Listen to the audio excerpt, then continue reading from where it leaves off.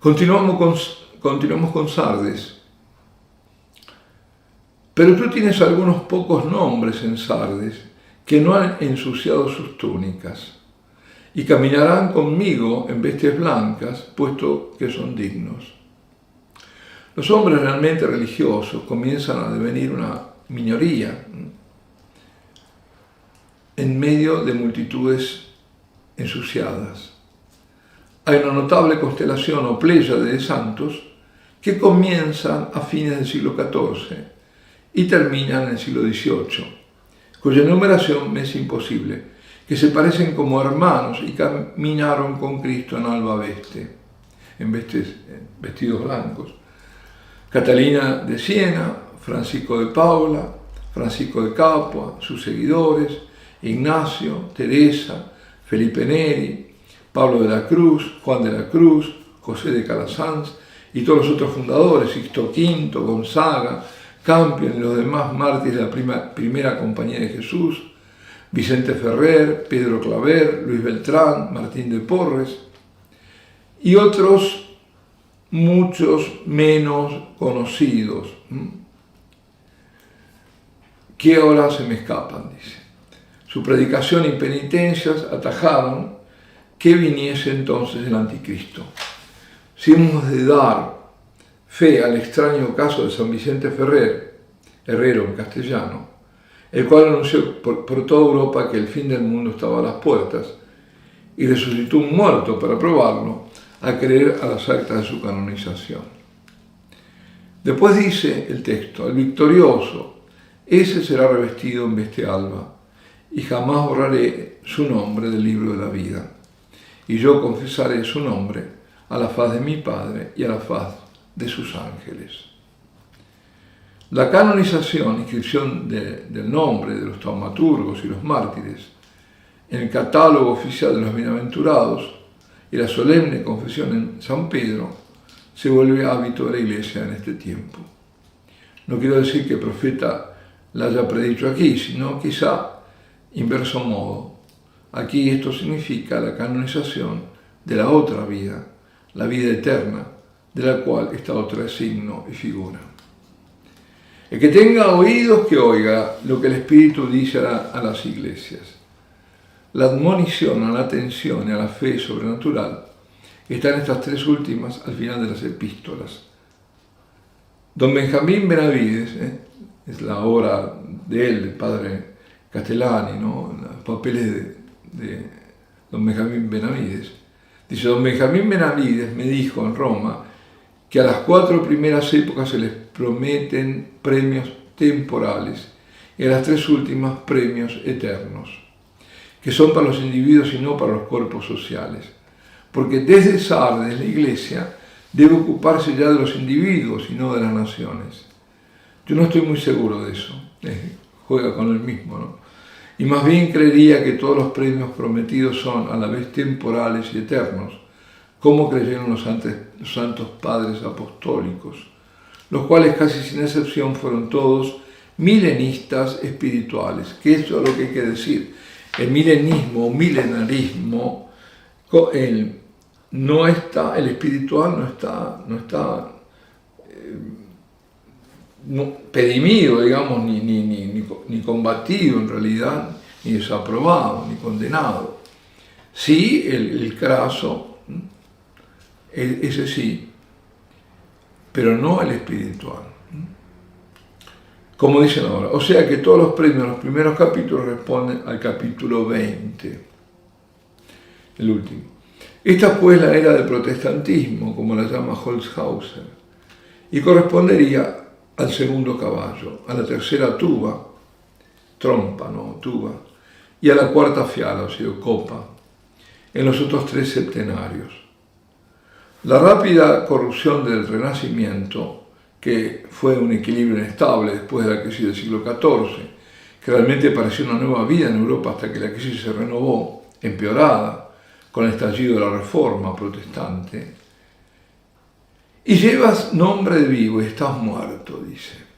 La Contrarreforma, con su empeño en conservar, con su apelo a la tradición europea, ya herida de corrupción por el humanismo pagano, cuyas obras realmente no son plenamente católicas, sino misturadas de paganismo y mundanismo.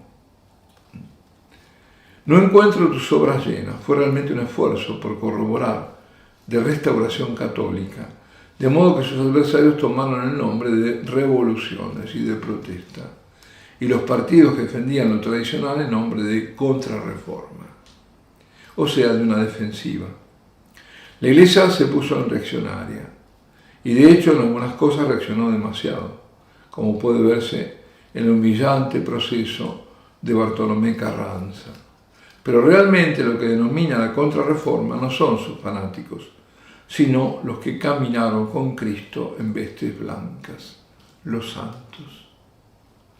Esta fue la edad de las riquezas, el florecer en falso, cuando los galeones hispanos volvían de América cargados de oro y plata.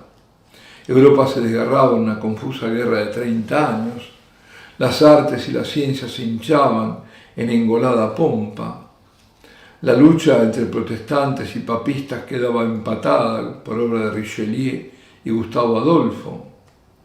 La protesta ya establecida en el norte desbordaba sobre las naciones católicas en forma de filosofismo y liberalismo.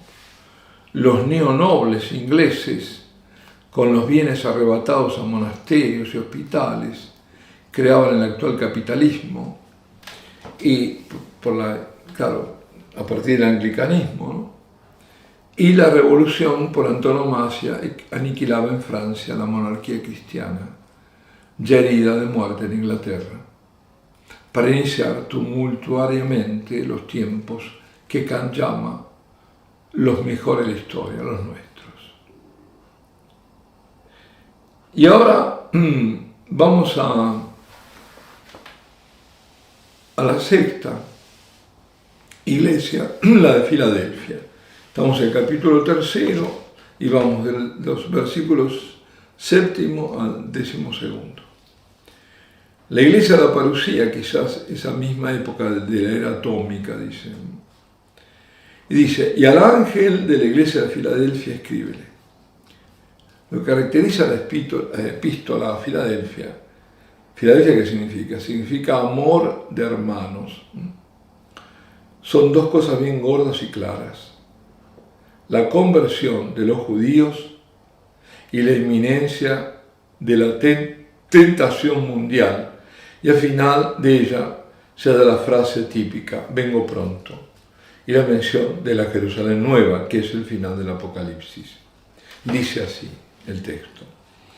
Esto es lo que dice el que es santo, el que es veraz, el que tiene la llave de David, el que abre y nadie cierra, el que cierra y nadie abre. Jesucristo invoca aquí no solamente su conocimiento y veracidad profetal, la llave de David, sino también su poder discriminatorio. La llave de Pedro ha envuelto sus manos.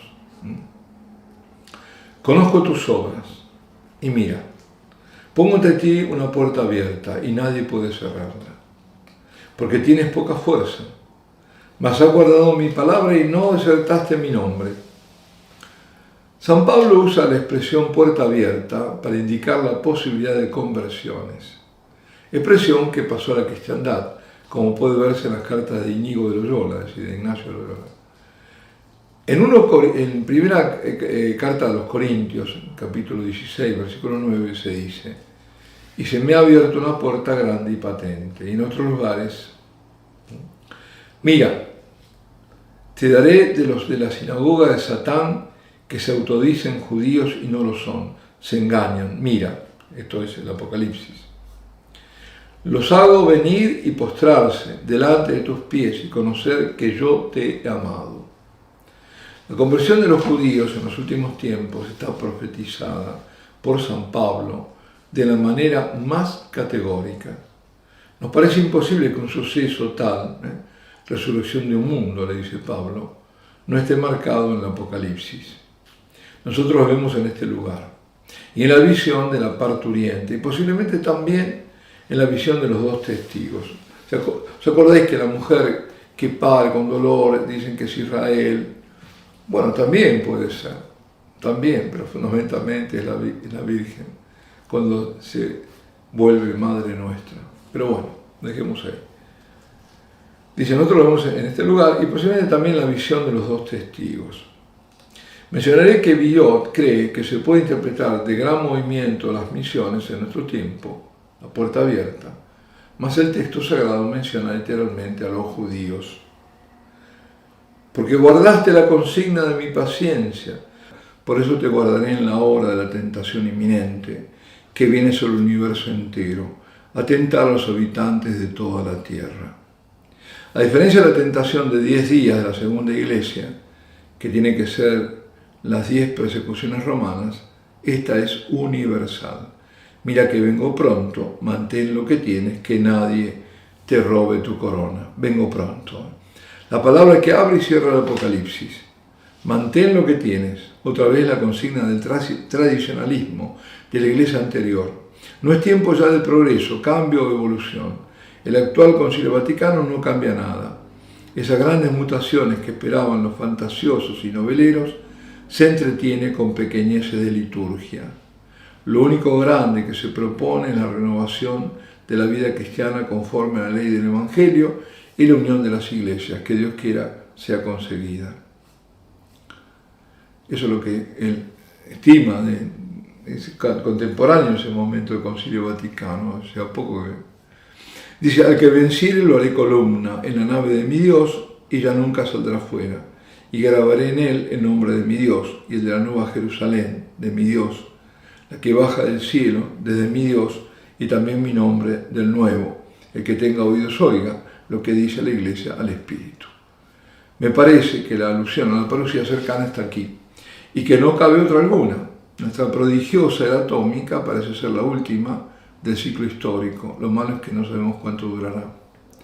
Los judíos se han reunido en una pequeña nación. Estamos hablando esto está en los años 60, ¿no? Parte de ellos, pero no parecen por ahora muy cercanos a la conversión en masa, ni mucho menos en aquel momento, ¿no? Que los últimos tiempos estén ligados con la famosa energía nuclear o uránica, el fuego del cielo, Uranos del cielo, parece claro y lo veremos en las visiones 15 y 17. Sin embargo, notemos muchos ven en Filadelfia la iglesia anterior al período parusíaco. Villot y sus discípulos, por ejemplo, San Alberto Magno, empero la ve en el tiempo del Anticristo. Y aquí nos detenemos.